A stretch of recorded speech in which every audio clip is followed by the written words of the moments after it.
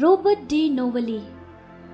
Robert D nobly Italy के एक missionary थे जो सुसमाचार प्रचार में एक नई उपन्यास पद्धति के लिए जाने जाते हैं। उनका जन्म एक कुलीन परिवार में हुआ था। सबसे बड़े बेटे होने के नाते उनके परिवार को उनसे बहुत उम्मीदें थी, लेकिन नोबली को उनके विचारों में कोई दिलचस्पी नहीं थी।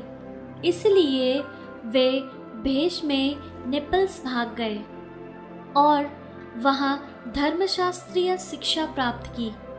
वे सोसाइटी ऑफ जीसस में शामिल हो गए, जहाँ वे अफ्रीका और जापान के मिशनरियों की कहानी से प्रेरित हुए।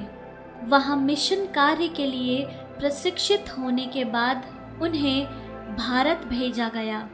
महीनों की कठिन जहाज यात्रा के बाद सन 1605 में नोबली भारत के गोवा में पहुंचे। यूरोपीय लोगों के बीच काम करने के बाद नोबली को आंतरिक भारत में सुसमाचार प्रचार करने के लिए अपने श्रेष्ठ द्वारा चुनौती दी गई। इसीलिए वे कोच्चि गए और फिर अंत में मदुरई में बस गए। उन्होंने जल्द ही ये महसूस किया कि उच्च जाति के लोग मिशनरियों को अशुद्ध और नीच मानते हैं। इसलिए वे मिशनरियों के साथ किसी भी बातचीत में कभी भाग नहीं लेते थे। इस कारण से नोबली ने सभी तरह के लोगों तक पहुंचने के लिए सन्यासी बनने का फैसला लिया। उन्होंने मांस खाना छोड़ दिया और हिंदू भिक्षुओं द्वारा इस्तेमाल की जाने वाली छड़ी और पानी की लोटा का इस्तेमाल किया। उन्होंने लोगों को बाइबल की सच्चाइयों को उजागर करने के लिए संस्कृत, तमिल और तेलुगु भाषा में महारत हासिल की, मगर उनके सहकर्मियों द्वारा उनके इस प्रचार के तरीके को स्वीकार नहीं किया।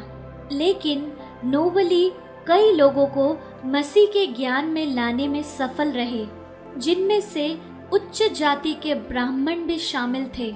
सन 1610 तक 60 लोगों ने मसीह को स्वीकार किया और सन 1656 तक नोबली ने मसीह के लिए 4000 से अधिक आत्माएं जीती।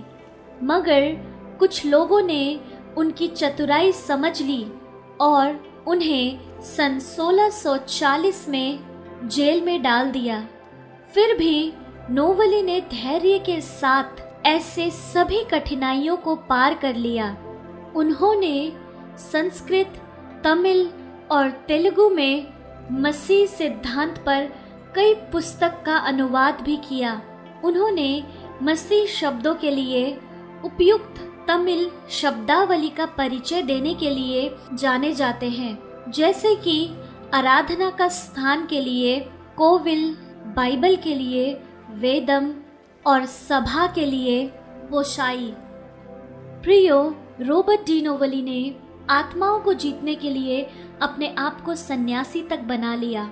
मैं आप लोगों से ये पूछना चाहती हूँ कि आप मसीह में आत्मा जीतने के लिए आप खुद को कैसे बदल सकते हैं।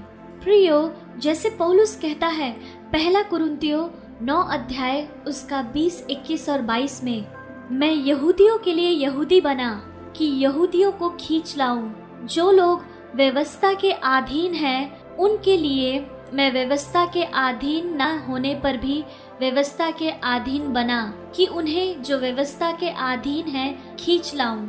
व्यवस्थाहीनों के लिए मैं जो परमेश्वर की व्यवस्था से हीन नहीं परंतु मसीह की व्यवस्था के अधीन हूँ, व्यवस्थाहीन सा बना कि व्यवस्थाहीनों को खींच लाऊं।